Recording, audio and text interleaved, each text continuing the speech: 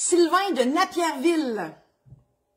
Ma conjointe et moi sommes conjoints de fait. Elle disposait d'une certaine forme, pas ça pendant tout, elle disposait d'une certaine fortune héritée d'un premier mariage et elle a fait un testament où elle me lègue tout si elle doit partir la première. Son frère, donc vois-tu ici, Sylvain il est chanceux, sa conjointe, elle lui a montré son testament. Rita moins chanceuse, elle veut le voir, mais elle ne peut pas. Bon. Son frère, donc le frère de votre conjoint, vient de m'apostropher à l'effet que j'aurais forcé sa sœur à faire un tel testament alors qu'il n'en est rien. Peut-il me déshériter? Alors, c'est un peu la même réponse que tantôt. Sylvain, je comprends que, bon, le beau-frère veut se mêler de pas ses affaires. Le beau-frère, et là, je comprends que votre femme, votre conjointe est décédée. En tout cas, vous le dites pas, mais je présume là, que c'est ce qui se passe. Alors, si c'est le cas, mes sympathies, Sylvain. Le beau-frère, il est bien beau faire la crise du bacon dans le bureau du notaire. Il ne pourra pas rien faire tant et aussi longtemps qu'il ne prouvera pas que votre conjointe a été soit influencée, donc son consentement a été vicié, si je peux dire, parce que vous l'avez menacé, ou peu importe, là, hein, j'écoute bien les vues, ou que son consentement était carrément pas là parce qu'elle était saoule, était inapte, était malade, était pas là pantoute. Donc, mais moi, ça m'étonnerait. Donc, ça m'étonnerait si le testament est notarié, ça m'étonnerait de tout ça parce que nous, les notaires, on se doit, de par notre qualité d'officier public, on se doit de vérifier tout ça.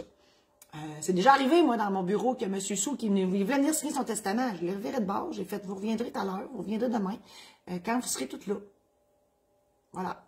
Donc, finalement, le beau-frère, Sylvain, ne pourra pas vous déshériter, sauf s'il le prouverait que les volontés de votre conjointe dans son testament, stipulées en votre faveur, ben ça a été fait sous une emprise quelconque, soit de la maladie, de l'ivresse ou de votre part. Donc, ce qui m'étonnerait énormément. Alors, bonne fin de journée. Merci infiniment d'être là. Je vous invite à aller sur mon site internet marie-josée-saint-laurent.com pour voir mes services. Vous pouvez toujours me consulter, bien évidemment, avec des honoraires parce qu'il faudrait que je mange un petit peu de temps en temps.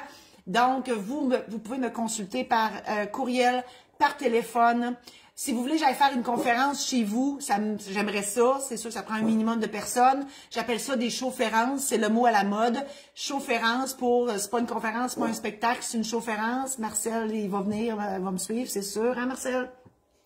Ensuite, si vous voulez, si vous prévoyez vous marier, ben moi, je fais ça dans la vie. Je célèbre des mariages à la grandeur du Québec et c'est toujours un plaisir de le faire. Ça donne que j'ai un chum qui est DJ. Donc, on vous offre un projet clé en main pour la journée, c'est-à-dire que moi, je vous offre les conseils juridiques avant de vous marier. Je célèbre votre mariage.